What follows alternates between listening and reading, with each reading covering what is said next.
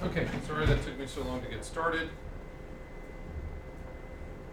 So today we're going to go over motherboard stuff again, and we're going to go over it as a review and talk about the projects a little bit. And I've already started recording since Brooke's not here, but it's obvious from your guys' self-assessments and from that quiz that I had you do that there's some gaps in what I expected to find when we do that. And that's why I do a formative quiz like that to see what you guys know. And sometimes I'm surprised. So I want to kind of fill some of those in. So we're going to talk about motherboards again today and talk about the project. Now, just so you know, that the point of the project is not to give me a PowerPoint. That is not the point of the project. Okay? If we could do this, if I could just infuse knowledge in your head without having to do a project, I would do that, and we just move on, right? The point of the project is an output that comes along with you guys doing research. And when we're doing research, we're going to talk about this today as I'm going through here. The point is that every time you come up to something you don't know, you look it up. Okay? So that there's nothing in your own PowerPoint that I could ask you that you can't answer. And we saw when we gave PowerPoints, the reverse of that was true. There was not one person who could answer every question I had about their presentation, right? Everybody had stuff up there that I said, what's that? And I don't know, okay?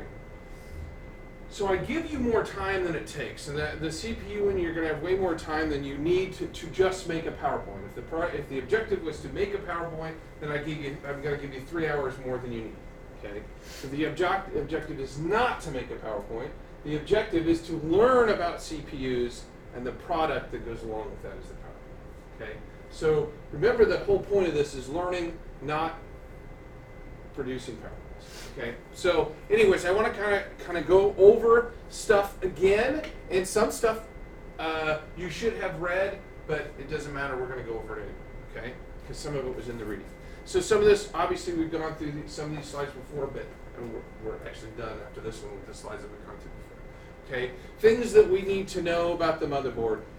We should know these things, right off the top of our head. Okay, it determines the kind of CPU you can use. We know now that there's two kinds of CPUs. There's, well, two manufacturers of CPUs. There's Intel and there's AMD, and each of those makes a number of processors. And currently, probably you could say that each of them makes around 10 to 20 processors. And all of those aren't the same socket type. Intel has more socket types out there than AMD does.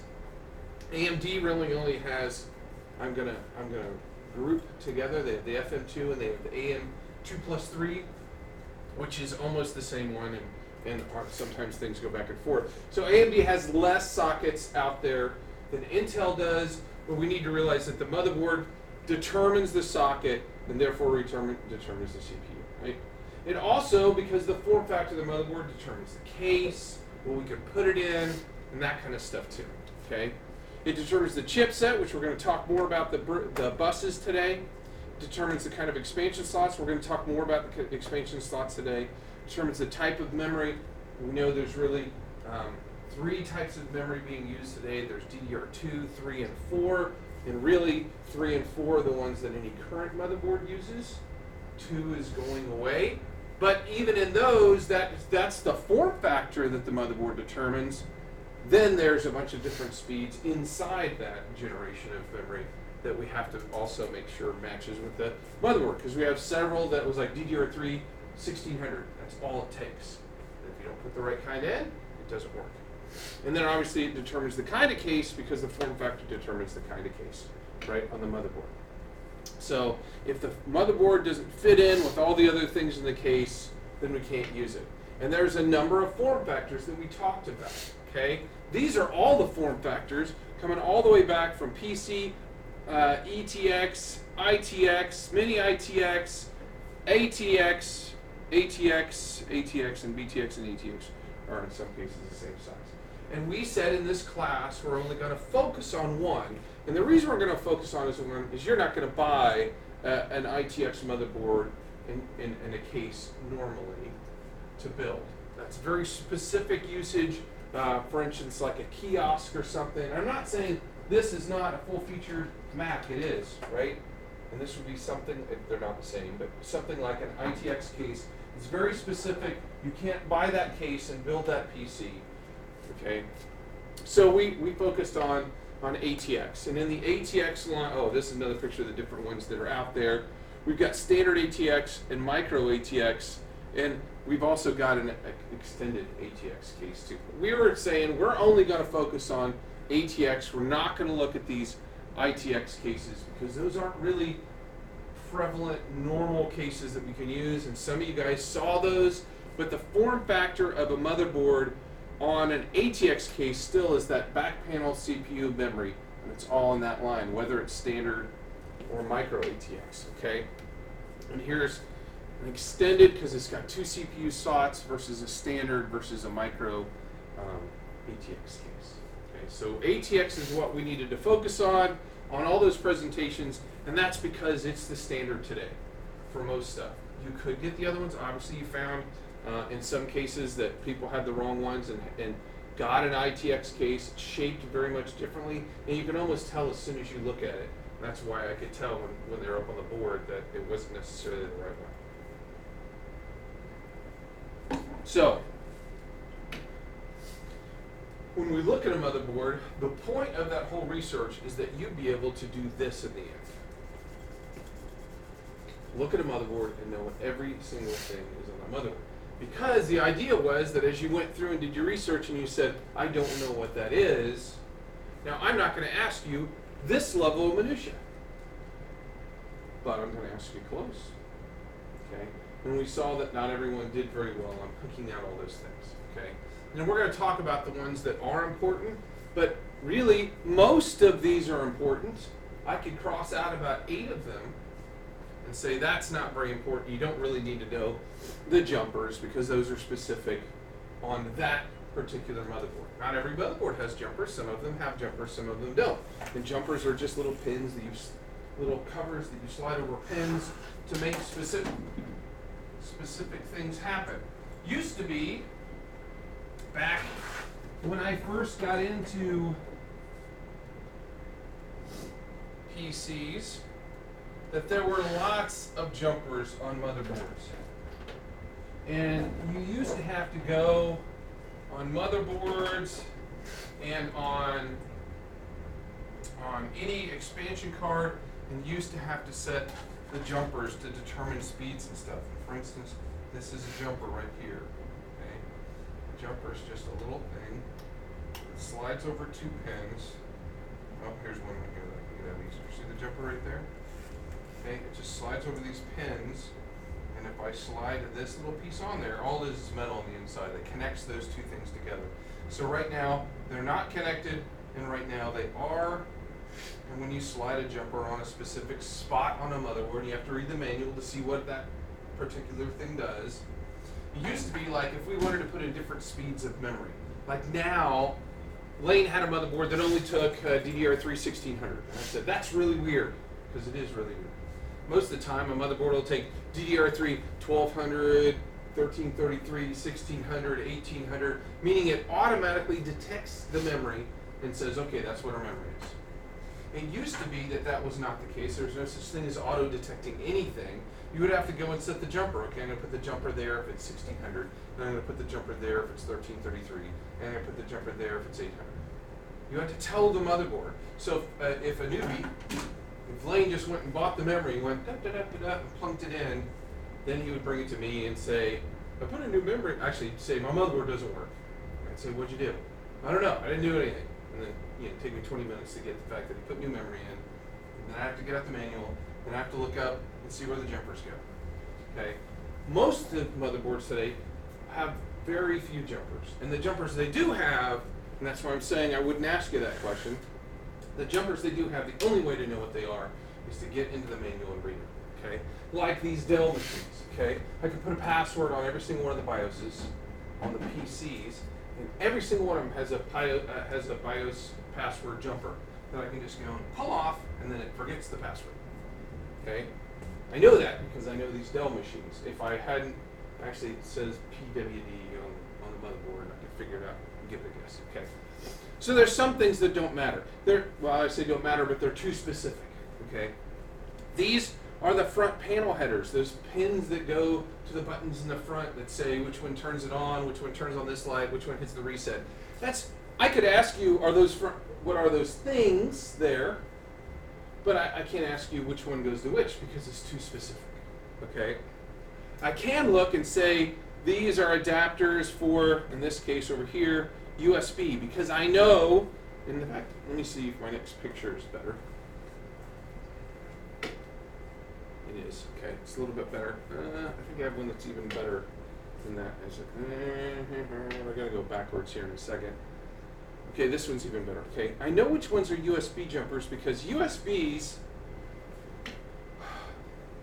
have 2 rows of pins with one missing, okay? I know that when I look at a USB, it may or may not have a bracket around the outside. There's always that configuration. USB always looks like that, okay? So when I see that, no matter what color it is, I know that's a USB header in there. Let me go back to our thing. So when I look at this one, and I know it's hard for you to see, there's actually 4 rows of 2 and then one extra one just sitting there. What's the extra one for? I have no idea because most of them don't have plugs for that one anyway. But that's what USB looks like, and that's a front side USB header. Okay. Now there are some connectors that we haven't used because I said, that one's really not that important. But there are other ones that are really, really important. Okay. Ones that I expect you to be able to pick out on any given motherboard. I'm going to go to a motherboard that's unlabeled. Okay. Ones that I expect you to go, oh, I know that all the time. I'm going to use yellow here. Okay. So, Lane, where is the P1 power connector on this motherboard? Most important connector that we have to have connected up on this motherboard. What color is it? It's white, okay? And it's right here. There's our P1 power connection. Okay, they always look the same. Now they could have 20 or 24 pins, okay? And we talked about back in power supplies that I might want to buy a power supply that goes either way. This one looks like 20. I can't really count that by 1, 2, 3, 4, 5, 6, 7, 9, 10, 11, 12. A lot. It's a 24 pin thing. Okay? Could have either one. When I buy a power supply, I might want to buy one that does either. Remember, I had that little end that came off. Most of them today are 24 pins. Most of them today are 24 pins. But you could find some that aren't. Okay? So that's my P1 power connector. I should definitely be able to get that one. And there were some people on the matching that didn't.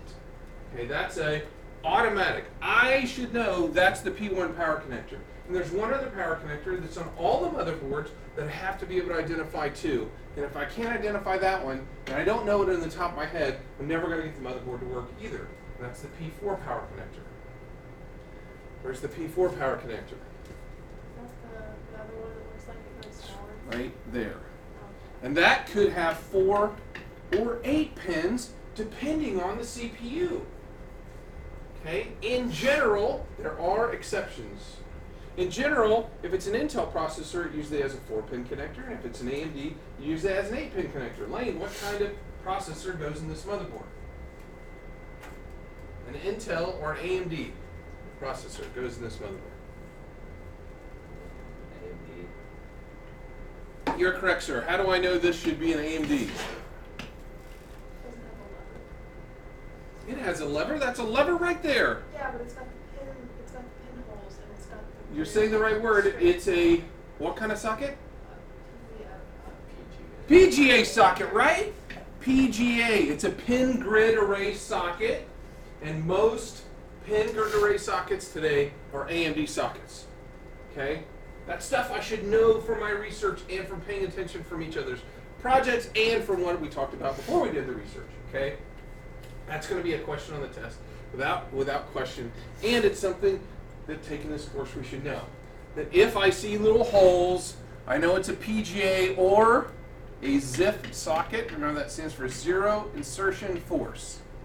A PGA is also a ZIF socket, meaning we just drop it in the holes, we don't shove it in there. Okay? It's a zero insertion force PGA socket, which means it's probably AMD, and if it's AMD, then the P4 connector has 8 pins. Generally, okay? Because all the things that I'm saying are generalizations because it could be different on some specific motherboard, okay? So the first two connectors that I know that are important to me are what kind of power can I connect into it? Okay, I've got the right form factor, I know it's ATX, I know it's going to fit in my case, when my power supply plug into it, well hopefully I've got a normal P1 connector, and do I have the right kind of P4 connector?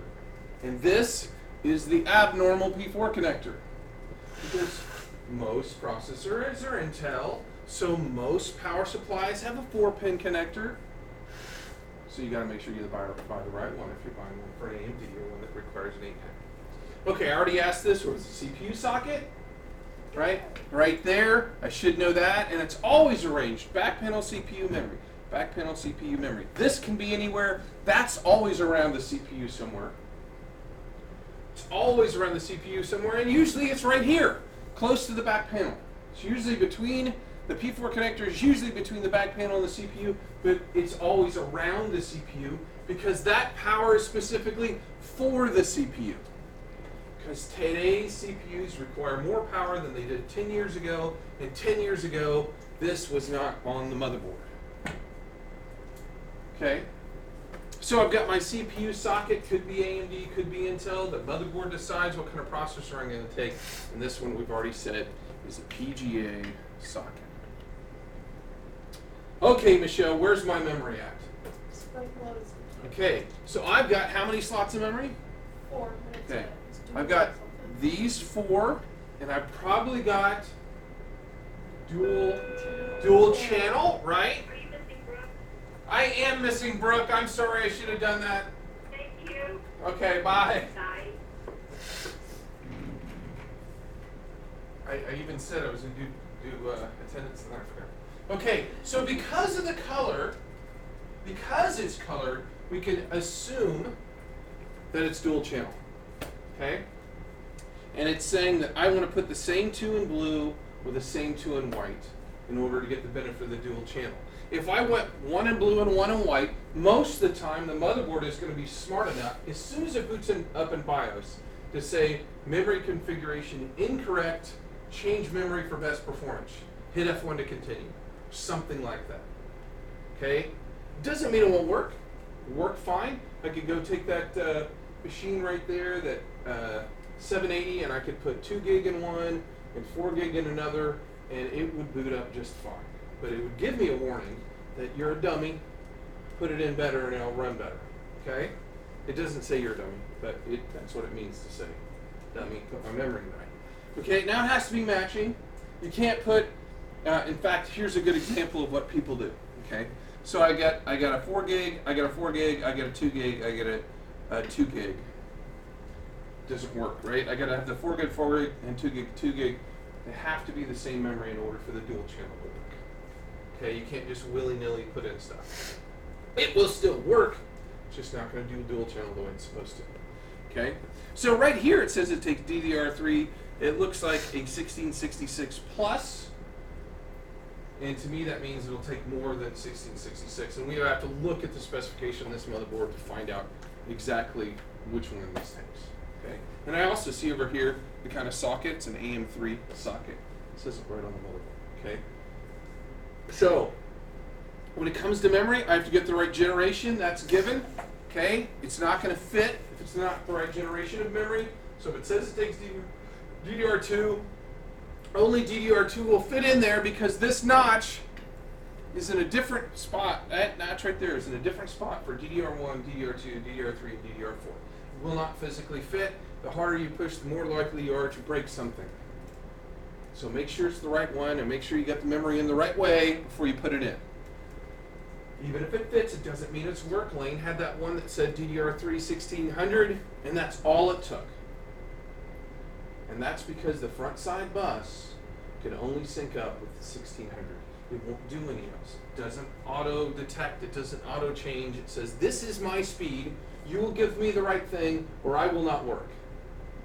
And we'll get a beep code, or we'll just get a black screen. Depends on the motherboard, what our indications are. Maybe we'll get a boop, boop, boop. Maybe we'll get nothing if we put in the wrong memory. Okay. So that's our memory there. I'm trying to work through importance, by the way, as I go through here on stuff. Okay. Now I've got connectors that I have to hook to make the computer work, and that's in the front. And every motherboard's different. And this one, usually they're color coded like this. Okay, just like this one was. You've got the different color codes there. And this one was. You've got the different color codes there. So you can more easily find out those front panels. So if I was to point to a picture and it had a bunch of pins and the pins had all different colors on it, you can assume those are the front panel headers. Okay?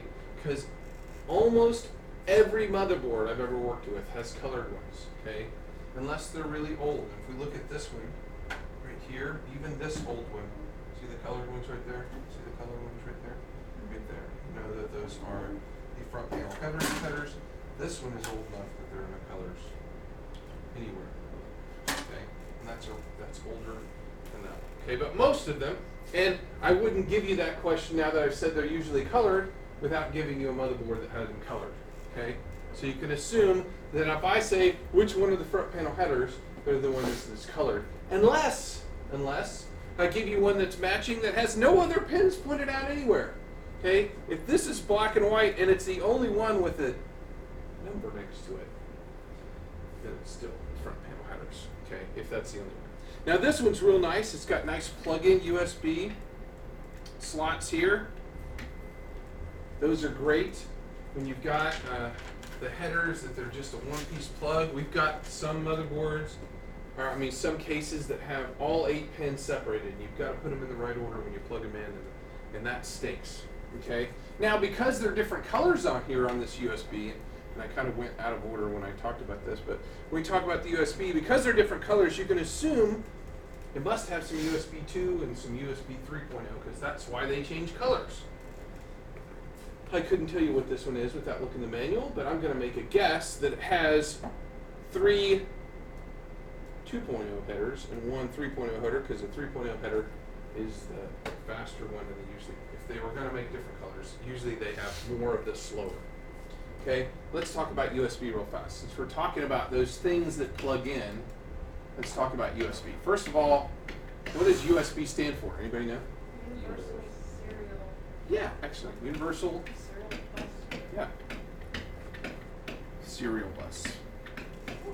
And this is the kind of stuff, I don't know why you didn't show up there, but this is the kind of stuff that when you're doing your presentation, when you're doing the research and you see that it has USB 2.0 or one nothing has 1.0 anymore, but the original was 1.0, and then we got 2.0, and now we got 3.0.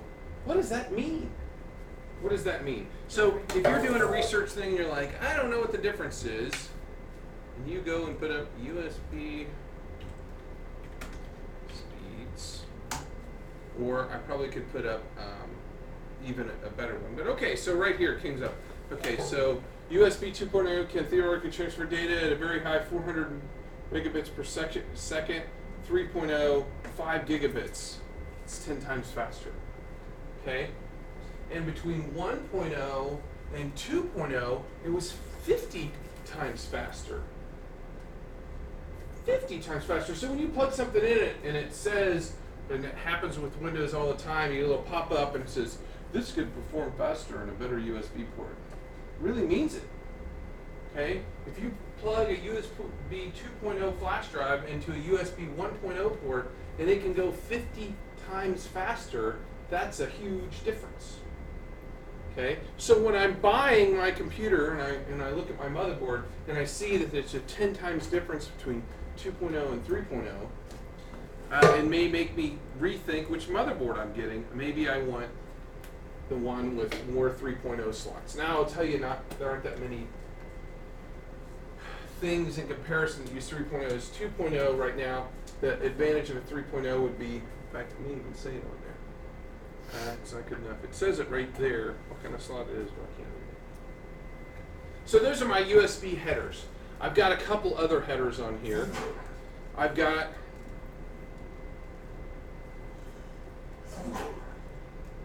I wish my graphic was better, because it was better on the page, but I think when I squished it, I wonder if I can, yeah, it doesn't. I'm going to go back to one of the other ones so that I can see it better. Okay, so this one's obviously labeled. I've got different kinds of hard drive connectors on my motherboard, okay? I've got the SATAs that you guys should know about, okay? So SATA connectors, when I'm talking hard drives, SATA or serial ATA, we already talked about, is the fastest, okay? And we've got SATA, I've got SATA really 1, 2.0, and 3.0 connectors, okay? The original SATA was about twice as fast as the predecessor, which was parallel ATA, which was PATA. So if I look at this motherboard, I've got this PATA connector right here that I could use to hook up really what I would consider at this point legacy hard drives and legacy CD-ROMs. But you could have other devices that hook up to it, okay? It's also on here on this label called IDE because the cable that you used to connect it was an IDE cable. An IDE cable is a ribbon cable. It looks just like this, okay? This ribbon cable plugged in for an IDE PATA connector, and I can get two things plugged into this one cable. Okay, so if I plug this in here, I can get two hard drives, two CD-ROMs, two Blu-rays, two whatever connects up to PATA on that one connector. Whereas SATA, we know we can only do one thing per plug, so I could theoretically on this computer have 8 hard drives, I could have 2 on PATA, and I could have 6 on SATA. SATA being way, way faster. Why would you do that yourself? Maybe because it's a really old one, you've got all kinds of pictures saved on. You want to be able to connect it up to move it over to your other drive. Okay. Anymore, I would say that's legacy, that's old. This is the oldest generation of LGA socket on this motherboard as well. So that's why it's there. So the different colors, again, usually annotate some difference in the port. They would all be the same color if they were all the same. So this one might be, you'd have to look it up, might be 4 SATAs and 2 SATA 2s, or 4 SATA 2s and 2 SATA 3s. The difference as we go between the SATAs becomes basically about twice as fast between the different SATA. Between 2 to 3, the speed doubled in how fast the data would go. Okay? So those are my SATA slots there, and I should be able to recognize those when I look at motherboards. Where's the one I had? Many of the motherboards have another picture of them someplace. I added stuff, and you know what? I think it's because I slid too far down these pictures. Yeah, that's where it is.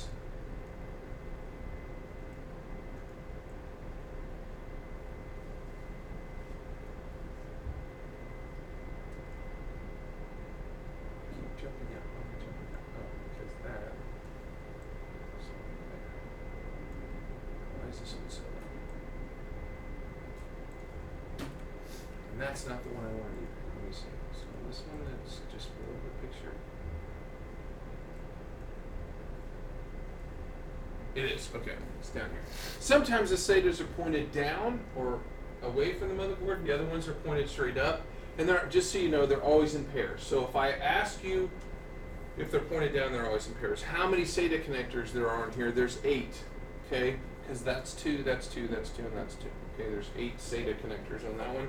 And it even says these are SATA 3, and if these are SATA 3 ones, I'm going to assume that one may be a SATA 2 connector. Okay, maybe. Also may have some kind of different significance as well. Okay, so I need to be able to recognize the SATA connectors when I look at the motherboard. So I've got, down here, let me point out the other two. So here's the PATA. The PATA is the bigger plug-in one with pins. That's 40 pins if you wanted to count them. The smaller one here is a floppy drive connector, and it has 34. So you actually could count them if you wanted to, but this one, this is a PATA, and it has 40 pins, so 2 rolls of 20, and this is a floppy disk drive, and it has 34, and if you wanted to count through that, it'd be 2 rows of 17. And I say that, and there's actually a pin missing in there, but we'll pretend it's 2 rows of 20. Will PATA always have 40? PATA will always have 40, yes.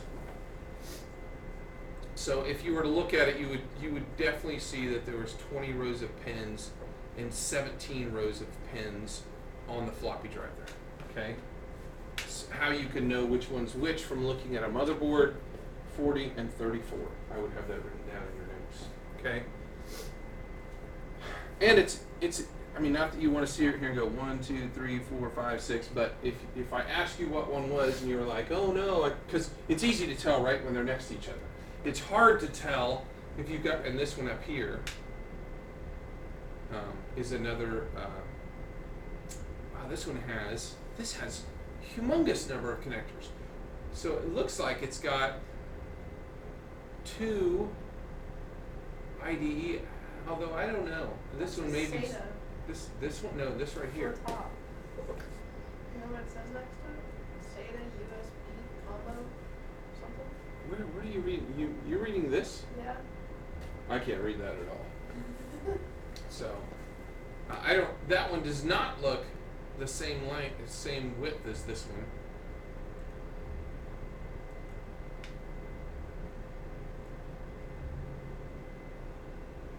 And maybe it's because I'm.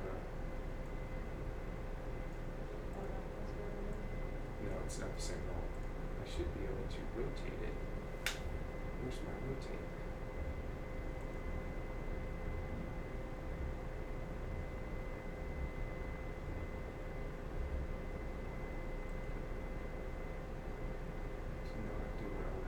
I really want to put that up. That is not the same length. So that was some other kind of connector. I can't even tell you what that is right there. It would take a trip to the motherboard manual to know that one. Okay, so let's talk about other ones that are prevalent ones that we should know. Okay, so we're going to talk more about what it does, but we've got a north and a south chipset on here.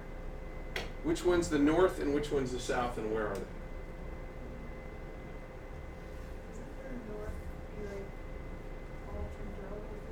Okay, that is part of the heat sink to the north. Here's the north bridge. Okay, this is the actual chip is right underneath here. That actually is part of a heat sink.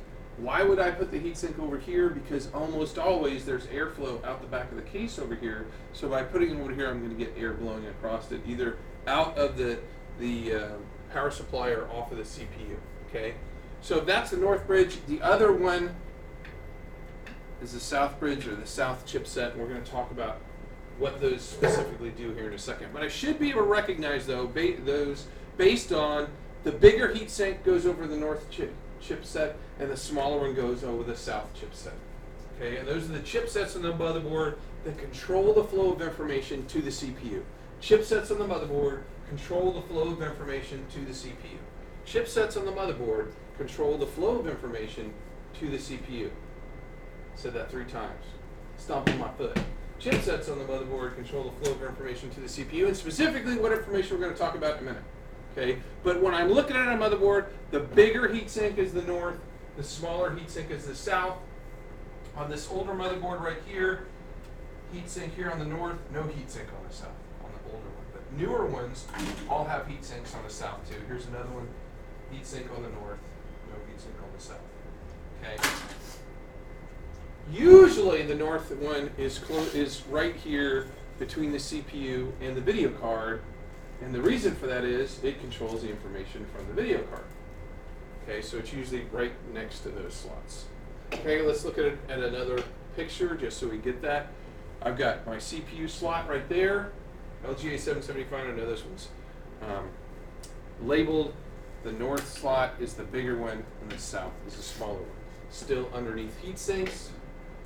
This one, north is the one, and it's because it controls the flow of information. The north bridge, we're going to talk about this, but north bridge controls the flow of information from memory, video card to CPU. That's all it controls. south bridge controls the information from everywhere else, so they're kind of placed near everywhere else. If this one's controlling the flow of information from memory and video card to the CPU, it is put strategically in a location between those three things. If the south bridge is controlling the information from everything else, every hard drive, every PCR or expansion card slot, everything else goes through here, so it's kind of down here with everything else. Okay? Same thing with this one. It's controlling the flow of information between these three, and this one's down here with everything else. That looks like almost the same card. Did I just happen to get the same? It's like the same motherboard. Yeah, it's a totally different picture of the same motherboard.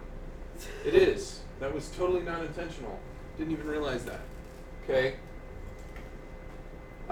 Let's see. Other things that we should be able to identify on the motherboard. We already talked about a bunch of these. We've got the floppy drive connector. We've got the memory slots. We've got the CPU. I just talked about the north and the south bridge. We're going to talk about back panel I/O here in just a second. We're going to talk about expansion card slots here in just a second. We already talked about our USB and our SATA. Was there anything else on the quiz? And I'm going to jump to the quiz here. On the quiz questions that we said to identify that I didn't just identify. Let's look at this picture and let's go around here together. One is the P1 power connector. Okay. 2 is the it's PATA connector. Okay. 2 is a PATA connector. 3 is the north bridge. It's right in the middle of those things. Okay. 4 is the SATA connector, and I'm going to say I'm a liar. This was not the floppy. This is the floppy drive connector. Because right here I have the PATA.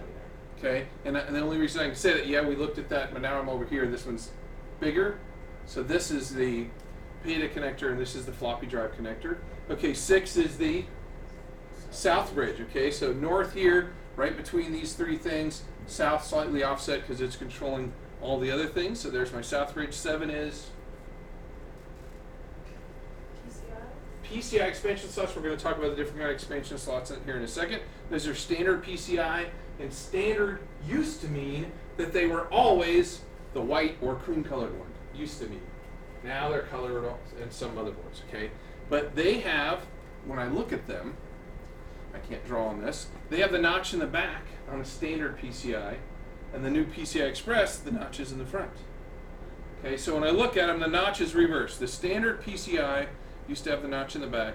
The new PCI Express has the notch in the front. And when I'm saying back and front, I'm saying, I don't know if that's right, but here's the back panel.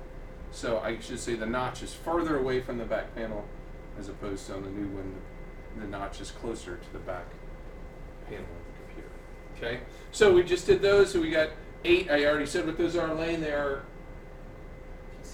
these are the PCI Express ones, okay? Whether they're X1, X4, X8, or X16 depends on how far back it goes, but these are all PCI Express slots, okay? Number 9 is our back panel connectors. Number 10 is our P4, okay, or CPU power. If I put that, but it's the P4 power connector. 11 is the CPU slot. In this case, is it LGA or PGA? Okay, it's LGA. We see the little hook there, and there's no holes. And number 12 is the memory. Okay, let's go to another picture. I just want to make sure there's nothing that I know. There's one more matchy picture in here somewhere. There we go. There's the other matchy picture. Number 1, PGA or LGA?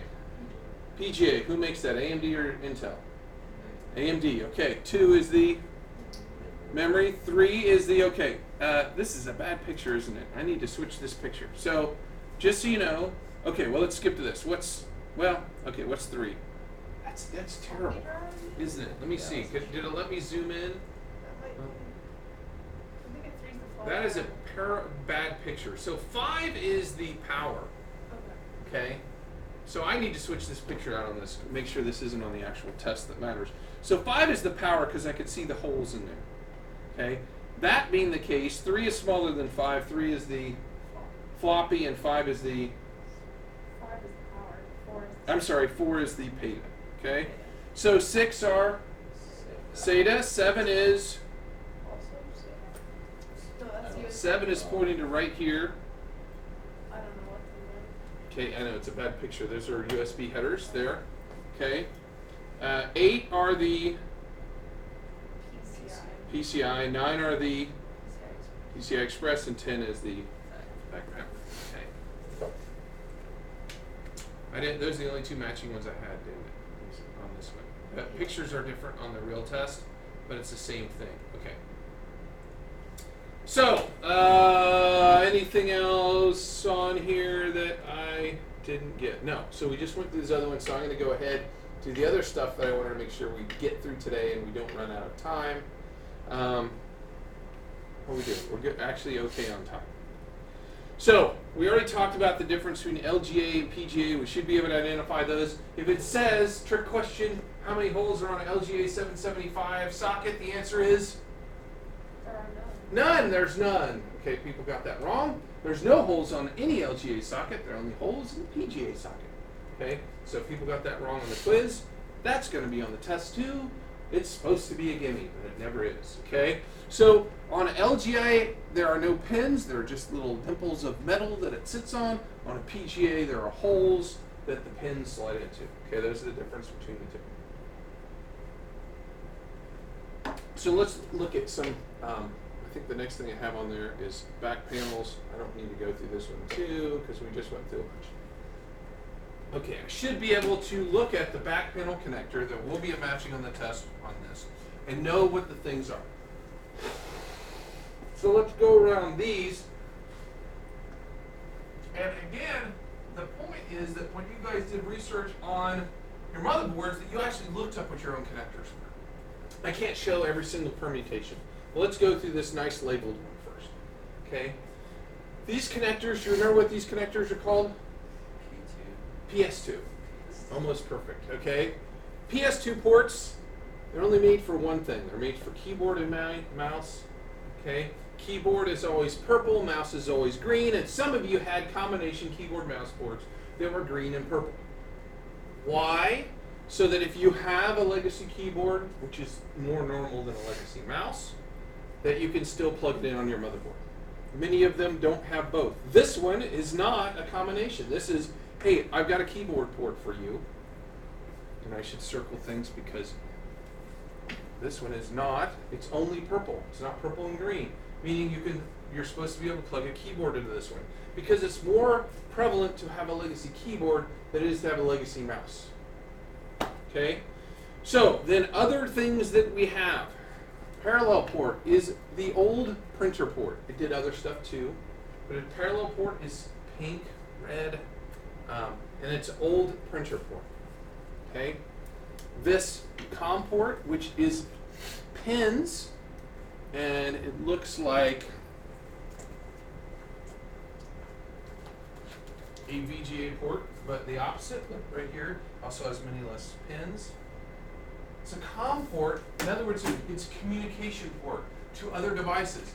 I have one of those. The whole point of this is I can plug it into a switch and communicate with the switch directly and program it. Okay?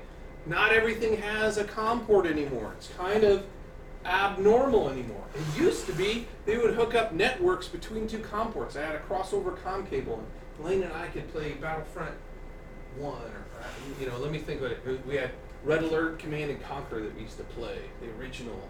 You have a COM cord that went between the two. Okay? So that's what a COM. Yeah! I was supposed to hit Control L. What'd I do? Now I gotta log back on and cancel. Cancel.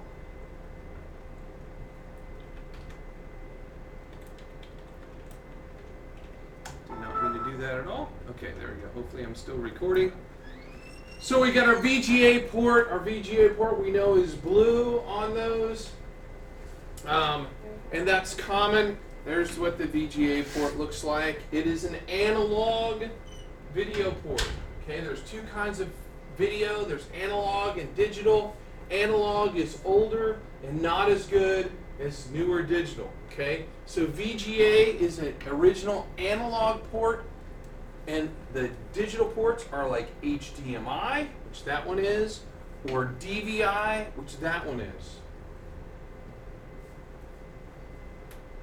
So if I ask you if something's analog or digital, VGA is analog, HDMI and DVI are digital ports that are better. We have adapters that turn digital into analog. If I've got an analog monitor, where's this from? Why is it sitting here? Okay, so this only has digital out. This thin clip. So I have an adapter that I can put on there. It's not as good.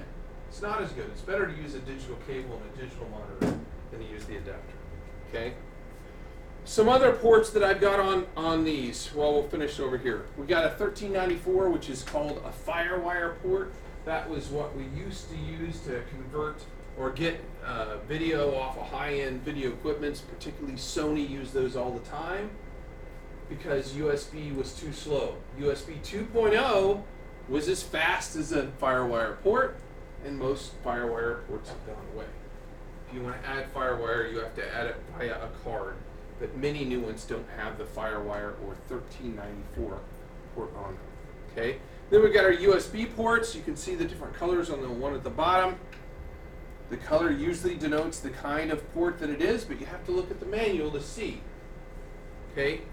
In general, I would say these are 2.0 and these are 3.0 because all the USB 3.0 cables I have are blue, but that doesn't mean anything. Okay, they can choose whatever colors they want to when they put these together. I asked Lane, I think it was, about the optical port. That's what the optical sound port looks like right there. That's a cap cover over the optical sound port that comes off. And then a thing plugs in there, and it is a fiber optic port that gives you lossless sound to your surround sound system. Okay? And then we've got more USB down here. This one, okay, so we got FireWire right here. Same thing as that one, it's 1394 port. This one is not USB, looks kind of similar a little bit, but that is an external or eSATA port, meaning you could hook up a SATA hard drive to that port and get the fastest data speed for transfer speed. They make USB hard drives that you can use. I've got a USB adapter over there, but eSATA or the external SATA is supposed to be faster. Okay, and then we've got our sound port stuff here. Is the normal one. Blue stands for, okay, let's start with green. Green is what? Speaker. Okay, green is speaker, pink is mic, blue is line in. Okay, line in, so that if you had something you wanted to hook in. And then these other ones are part of the better sound, and I don't really know which one goes to which. I've never had one that actually used those, because when I have one that's good, I use this. Or I'm using HDMI and the sound goes with it, right? So that's the by the way, the difference between HDMI and other digital outs. The HDMI includes sound.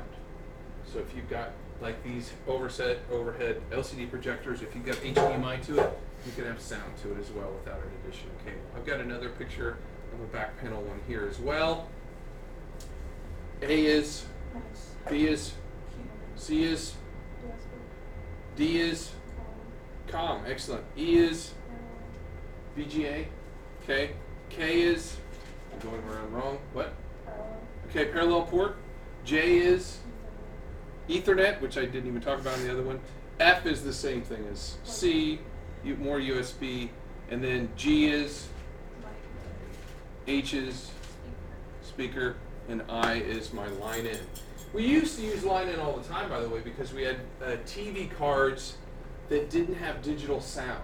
And so we had to take from the TV expansion card a little tiny, in fact that's what that cable I just dropped over here was, a little tiny sound cable. And we used to have to run it from the back of the TV card into the line in. I mean, literally just ran like this on the back of the computer between the TV card and the line in so that you got TV sound. And if someone took that little cable, which happened all the time, out of the back, then all of a sudden their TV didn't have any sound. And that was how we used to use line in a lot of our computers. Here's another one. We've already gone over that, so I'm not going to go over it again. And here's a picture of the mouse keyboard combo port. Looks just like that. And What is 2? 2 is a different kind of sound as well. At least I think that's what that one is. Is this the one with the? No, it isn't. I've got one. There we go. I've got this one, and that doesn't have that one anyway on there. In fact, this one doesn't. This one has a key to it, but it doesn't say. All it says is I/O ports.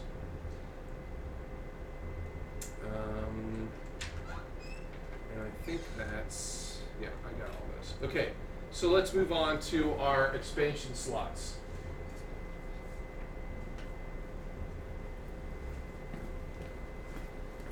Did you get it? I have your laptop ready, so come back and get your laptop today. Okay, so I want to talk about the different kind of expansion slots. The most prevalent one today is the PCI Express. And this is off the page. So let me see if I can get it back on the page.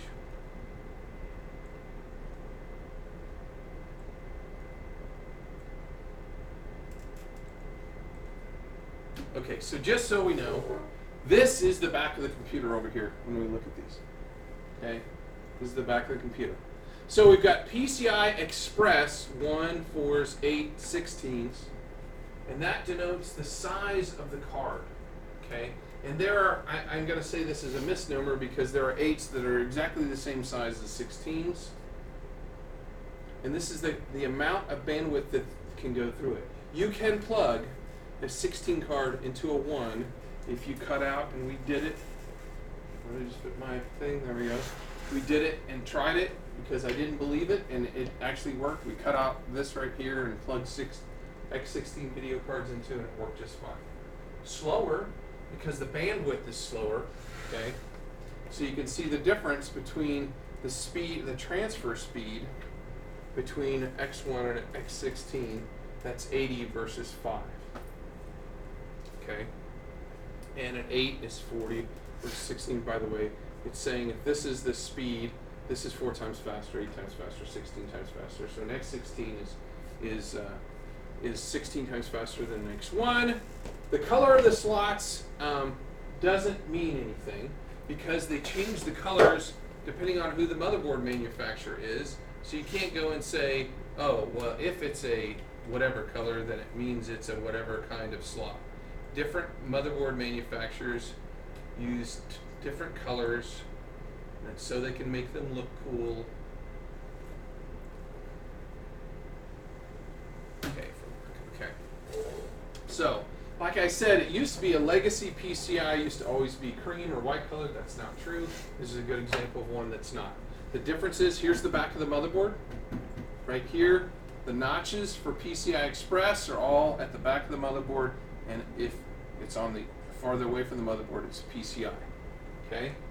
If it's a X8 or an X16 slot made for a video card, it has this lock on the back of it. So if I specifically ask you how many video card slots are there, look at how many have the lock, and you'll be able to tell. And I didn't even see this one. There's 3 on that one. Okay? And they have that lock because the card's so much longer, it has to be able to hold it down. Plus, you're plugging usually multiple things into a video card. You may only have 1 video. You can have 4 videos in the back of some video cards. Okay? And if you have that many cables hanging out the back of your computer, it's going to pull the other side out of the computer if it doesn't have something locking it in. So to remove this video card, you push down on this to release the lock to be able to lift it up. And the PCI video card in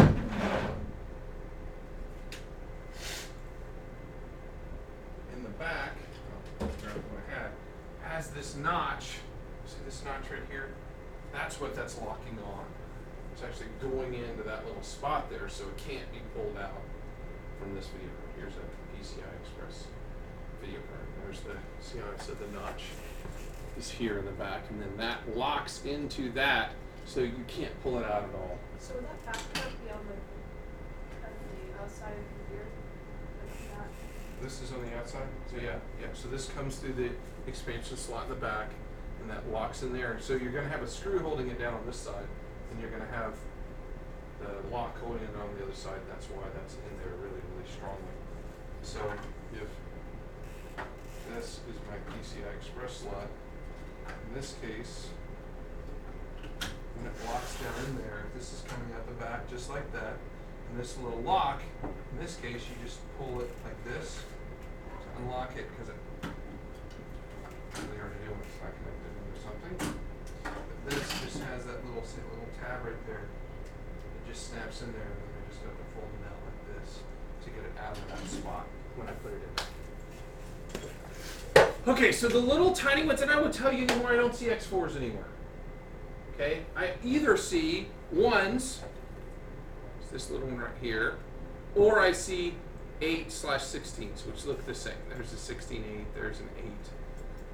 And I realized this picture made it look like it's shorter, but I haven't seen any shorter 8s. I've only seen shorter 4s. But I haven't seen those anymore. I've seen ones and the full-size ones. So this is where I'm going to throw in a NIC card or a sound card or something else. And these generally are for video cards. Okay, generally. They make other things for those slots too. Okay, this is kind of one with what used to be the standard coloring. Okay, it used to be that these were always that color, and then you got different colors on the PCI Express slots so that the motherboard said the white ones are 16, the black one is an 8, and the brown one whatever. I don't know what that one was. Okay, so but this one has obviously 4 slots that lock in there. These are much easier to undo, by the way, than that. Trying to reach around and get your finger in there is much harder. So this is a standard one. There's a 1. And these are either 8s or 16s. So that says PCI Express 16.4 on the bottom here. Okay. So Well, that could be number 4. I'm going to assume that means number 4, and this one probably has a 1 and see with a 3 on there, so that when you look at the motherboard manual, you know which one is which speed. Okay, here's more looks at the expansion slots, a different kind of lock, but they still have locks on the end. Okay, so there's different kind of locks. That's what I'm talking about. I'm talking about the lock. Standard PCI here with the notch on the inside of the motherboard, and the PCI Express all have the notch closer to the outside of the motherboard. Okay, so then the next thing I wanted to talk about was the chipset, which we already talked about how to identify the chipset. Control J, Control K, there we go. It controls the memory, all the external buses, and some of the peripherals. It controls the flow of information around the motherboard from all of our devices to the CPU. The north bridge is for graphics and memory controller, and the south bridge is for all the other devices. Okay? So this is my little graphic here. So the north bridge is the butter bus route. They get the color bus.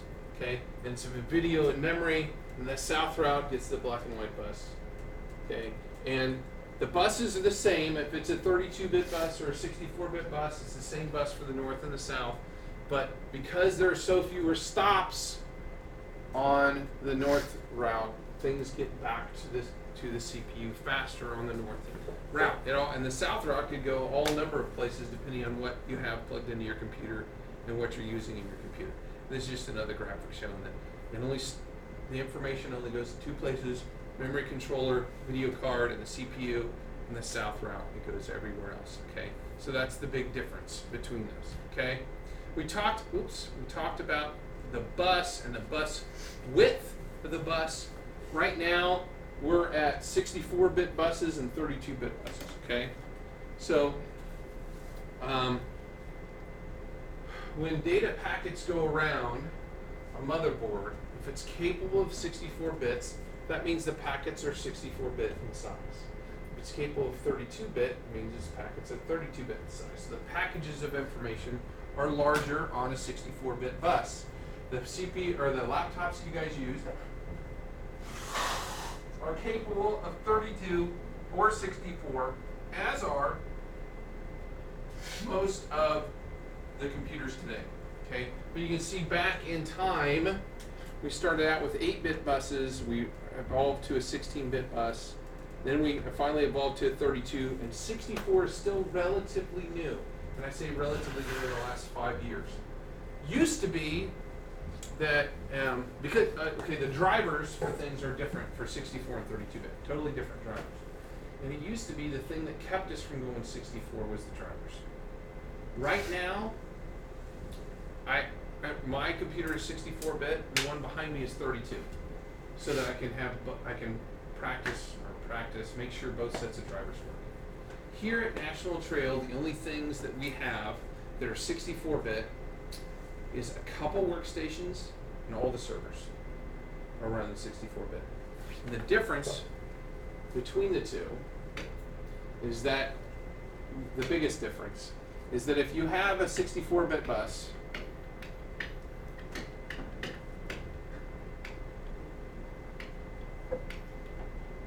we'll have the memory.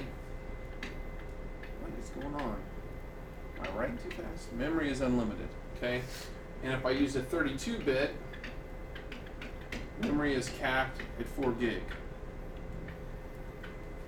of memory, okay? A 32-bit operating system and a 32-bit bus will be more efficient if you have 4 gigabytes of memory or less. So there's no reason to put a 64-bit operating system on a machine like yours that only has 2 gig of memory. However, if you have more memory, like this one, okay? Why does that do that? That turns on the scroll block. I never can figure out why I can't do Windows pause break on mine. Oh well. So if I had a 32-bit architecture on mine, I would have 16 gig in my computer and 4 gig usable, or less than 4. As it is, I've got 14.9 usable because my video card is stealing some of my memory from my bus, okay? So it would be silly to have a whole lot of memory in something that's only running 32-bit operating system. So if you install a 64 operating system, should you get more memory, or should you? Yes, you should. If you put 64-bit on a machine that only has 2 gig of memory, it's going to run worse than a 32-bit operating system with 2 gig of memory. So if you put a 64-bit operating system on, you want more memory. If you're at 4 gig, there's no reason not to just use a 32-bit. Okay, because you're really using all of it or almost all of it anyway. But if you put 8 gig in, you want to be on a 64-bit machine. You wasted it. But conversely, like you just asked, there's no reason to put a 64-bit operating system on a machine with 2 gig. Theoretically, it has more overhead and it's not going to run as fast. I've never done a test. I don't have a personal basis to say that. So, plus 32-bit drivers are more prevalent, so you're probably going to have less problems with 32-bit. However, everything's going 64-bit. With Windows 10, I don't. The new servers don't even do 32-bit anymore. They haven't done 32-bit since 2008. Everything past 2008, and the one after server 2008 is called 2008 R2, but that one only does 64-bit. They don't even come out with them for 32-bit architecture anymore for servers. Does 32-bit run slower? Like, what's the point of having two different? Well, because 32-bit was what we had 5 years ago, all the drivers for everything were written for 32-bit. So the point of staying 32-bit is the fact that you know all your stuff will work, including programs. There's tons of programs that were written for 32-bit architecture that do not work on 64-bit. And so I will go to install a program and it says not written for this operating system. Really what it means is it's not written for 30 or 64-bit machine. So that's the other reason I have two, because sometimes I go to do something on this one and I can't, I have to spin around and do it on the other, because the program only works on 32-bit. So because all legacy stuff is 32-bit, in fact some of them 16. We have Windows 98 programs. Windows 98 was 16-bit. Okay, we have a bunch of old educational software that was all written for 16-bit machines. So you can't put it on a 32, let alone a 64. Okay. Is there a way to do that? Or? Yes, there's a program that you can use called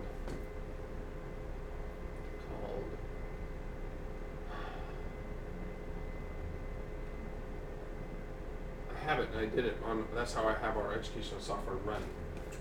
on our systems, because all these, here, I'll show you. I'm not gonna, oh, you know what, we'll have to go to that question later, because I want to make sure we get through everything, but I can't remember what the name of the program is. What did I just do? Oh, that was my last slide anyway, so I guess I can show you, okay? In fact, I wanted to do, let me hop over here to make sure before I go off on that tangent. Can I look at motherboard and know the basic parts? Tried to spend an extensive amount of time today on that. Okay? Everybody says yes, but you said yes, but then you didn't get them right on the quiz, so I thought I had to go over that. Can I look at a cell site and determine the speeds and usage? The whole point of that is I need to be able to, and a couple of people got that question wrong. The whole point of that was to be able to go and say, okay, on the motherboard PowerPoint project down here, I had these requirements. Could I look at a motherboard and say which one fit those requirements? Okay? And I should be able to do that. In other words, if I give you a motherboard that only has a 100 meg video card, which one does it have to be? I'm sorry, 100 meg network card. Which one does it have to be? It's a 100 meg network card. It has to be home, because I've specified that it has to be gig, which is 1,000 meg, in order to be business or gamer. It has to be. So if I show you one that has that, boom, I've just made it be that.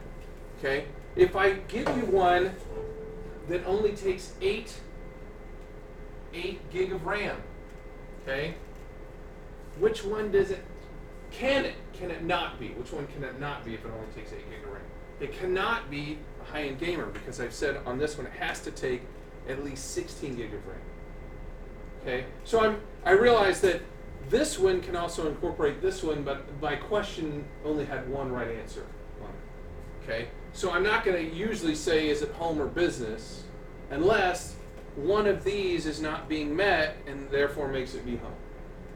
Okay, so that's the question: is can you identify based on this project which one that is best for? Okay, and that's what that was asking. Okay. I know where the parts of a PC connect to a motherboard. Okay, so you understand the slots and where USB headers plug into, where the front panel header plugs into, where the SATA connectors are, that kind of stuff. If I ask you where do I plug in this hard drive to this computer, and I gave you a picture of it with all those numbers, which one connects up to this hard drive? And one of them is the SATA connector. You should be able to say that, number 12 or whatever. That's what I'm basically saying on this question. You have any questions about that one? Yeah. Did we not go over number 3 at all, or was that? I just skipped that again, didn't I? And that was one of the things I was going to talk about when we were back over here. Okay. So let's talk about front side bus. And I meant to talk about that. First of all, the front side bus speed synchronizes with the memory. Okay? It's synchronized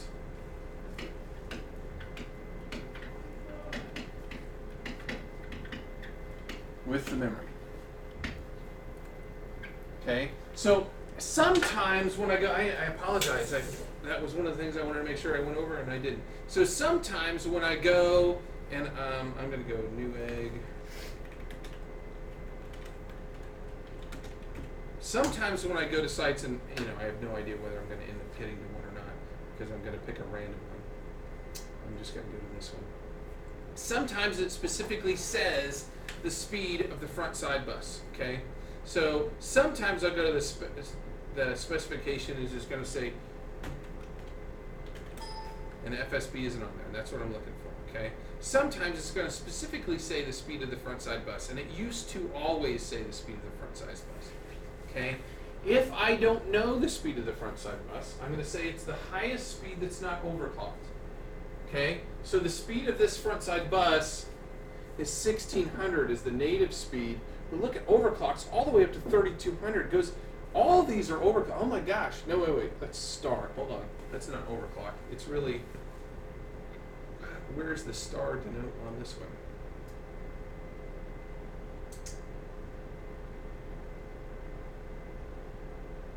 Doesn't even say. What is my... Well, yeah, it says overclock star. What? Where? No.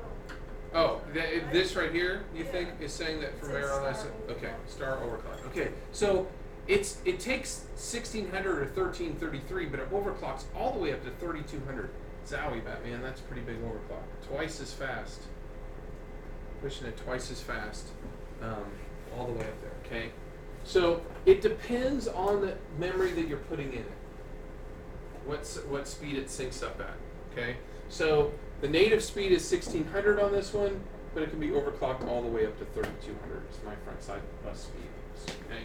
So when I look at motherboards, I really am comparing, when I'm looking at two, which one has a faster front side bus speed, I'm gonna look at which one what is the fastest RAM that it takes to say which motherboard is faster at transferring data.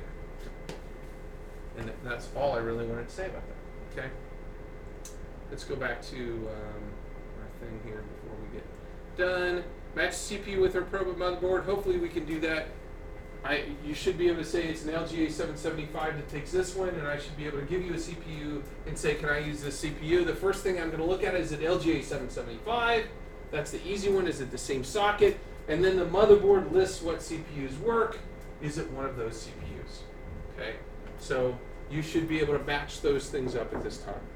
Can I use BIOS in various systems? We used a bunch of BIOS, but you guys said no. So we'll do that some more. You can't obviously do that on the test, but can you hit F2 to get in there and change the boot order? There's not a lot we can change, right? We could turn on and off devices, and we could change our boot order. Other than that, that's all we can do in the BIOS, right? Okay, and these things down here are not important right now because we're going to get into that more with our research project on CPUs. I did go over what L1 and L2 and L3 cache is, and hopefully you understood it a little more after watching the blended learning one. You can find the specifications of the CPU on the manufacturer website. I'm going to show you those websites, so they're going to be linked on there to let you know everything about that, and I can discuss the different CPU manufacturers and how they use different motherboards. That's just really based on the socket. Okay, they've got to match those things up, and I know we're really at the end of our time.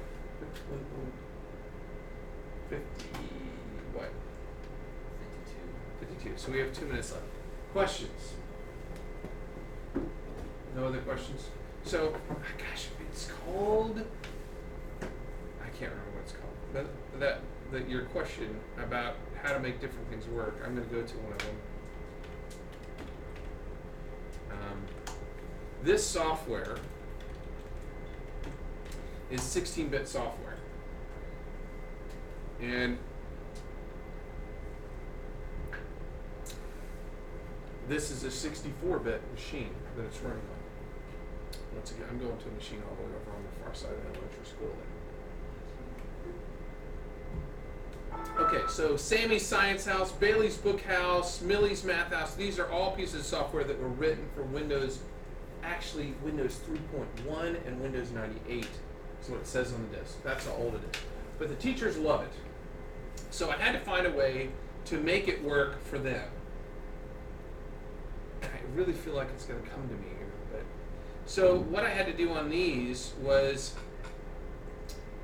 this piece of software that it's escaping me what the name of it is, has a program that you can use to create a new executable file that's all packaged together and makes it think it's a different program altogether, almost. Okay, so this Bailey's Bookhouse here is an application that runs that I made using the name of the software I can't seem to remember. Okay, but I made that off the disk, so I had to go on you had to go onto a machine that it would work on. So I had to be on a 32-bit machine, and ran it and recompiled it. So when they click their little icon on the front, it actually goes and maps the drive, and then runs this fake version that then opens up and runs Bailey Bookhouse. So it goes and it maps the disk, the image of the disk I made, into through Power ISO, so it thinks it's in the drive, and then here it is. Cameo. That's the name of the program. Cameo. And then once Cameo starts, the program runs just fine. But this is a really old. I don't know. It said 1993 is when this was written. So the answer to your question is yes, you can, but it's not simple.